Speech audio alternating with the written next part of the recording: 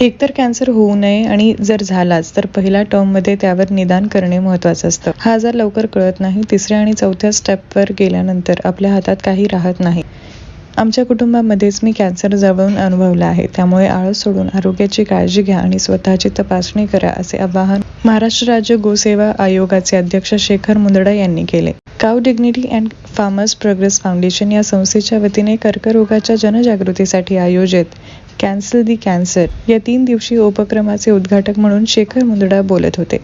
याप्रसंगी प्रसिद्ध डॉक्टर पियुष सक्सेना, काऊ डिग्निटीचे संस्थापक ज्येष्ठ गोसेवक सूर्या पुजारी, व्यवसाय मार्गदर्शक SS सावंत, सामाजिक कार्यकर्ते सुरेश सपकाळ, श्वेता जाजू, गरिमा कवठेकर आदी मान्यवर उपस्थित होते. या कार्यक्रमाअंतर्गत 24 आणि 25 डिसेंबर रोजी सकाळी 10:30 ते सायंकाळी 5 दरम्यान मोफत कॅन्सर तपासणी, प्रसिद्ध डॉक्टरांचा परिसंवाद व मार्गदर्शन केले जाईल.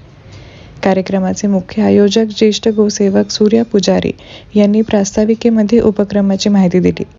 कुठेतरी हवेतून पण कॅन्सर आज मी बघितलं की लहान मुलांना पण ज्या पोल्युटेड एरिया, सगळ्यात हायेस्ट पोल्युटेड एरिया आहे, त्याच्यात एअरमधून 25 सिगारेट जे पिल्यानंतर जो इफेक्ट होतो तो जर आता हवेतून होत असेल तर किती मोठी चिंतेची बाब आहे. आणि जमिनीतून सुद्धा जे आपण अन्न खातो आहे, फ्रूट्स खातो आहे, भाज्या खातो आहे, त्या सगळ्यांना माहिती आहे की केमिकलनी येत आहेत. फास्ट पैसे पाहिजे लोकांना, असं मोठी साईज झाली पाहिजे प्रत्येक फ्रूटची, प्रत्येक फळाची. हे खूप चुकीचं चाललेलं आहे आणि हे आम्ही सगळे जीव तोडून सांगतोच आहे, परंतु याचा चांगला परिणाम व्हावा म्हणून लवकरच आमचं एक पिक्चर याच्यामध्ये येणाऱ्या काळामध्ये खूप मोठं काम आयोगाच्या माध्यमातून होईल.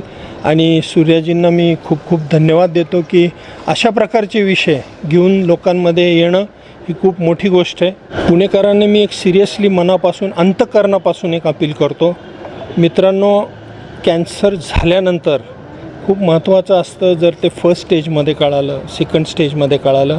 हा रोग असा आहे की तो कळत नाही आणि तो थर्ड आणि फोर्थ स्टेजमध्ये गेल्यानंतर आपल्या हातात काही राहत नाही.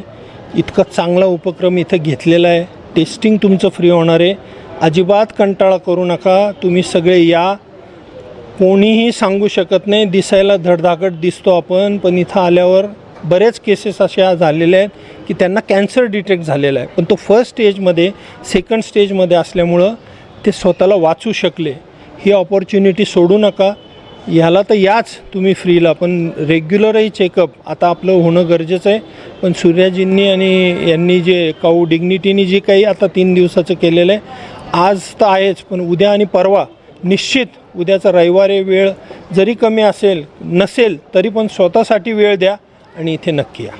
मेरा कहना यह है कि पुजारी जी बहुत बढ़िया प्रयास कर रहे हैं और इस प्रयास से देश की इस बीमारी को एक नई दिशा मिलेगी कि अल्टरनेट थेरेपी में या कैंसर में कैंसर होने के पहले ही शरीर को कैसे इतना मजबूत कर दिया जाए कि कैंसर होने ही ना पाए.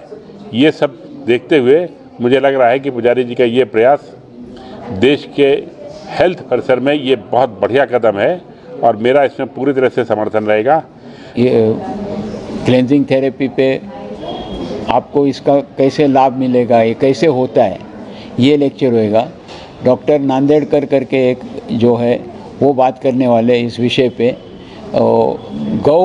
गौ माता का इसके ऊपर क्या योगदान है, और ये जो हम आज गौ को माता बोलते हैं, इसका तो बहुत बड़ा कारण है जो लोगों को नहीं पता.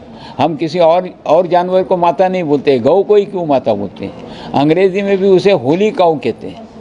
क्यों? ये इसलिए कि गौ माता का और माँ का जो दूध रहता है उसमें एक प्रकार की समानता है. तो इस विषय पे और भी लोग बात करने वाले हैं, पर महत्व पीयूष सर का इसके लिए है क्योंकि वो पूरा नेचुरल थेरेपी है, जिसे हम हिंदी में ड्रगलेस, इंग्लिश में ड्रगलेस कहते हैं. कोई प्रकार का आपको दवाई लेने की ज़रूरत नहीं. ये नेचुरल थेरेपी जिसको कहते हैं, नेचुरोपैथी कहते हैं. कार्यक्रम होएगा, ये लोगों ने उसका फ़ायदा लेना चाहिए और कार्यक्रम को सपरिवार आना चाहिए, मित्रों को भी लाना चाहिए, बहुत ज़रूरी है.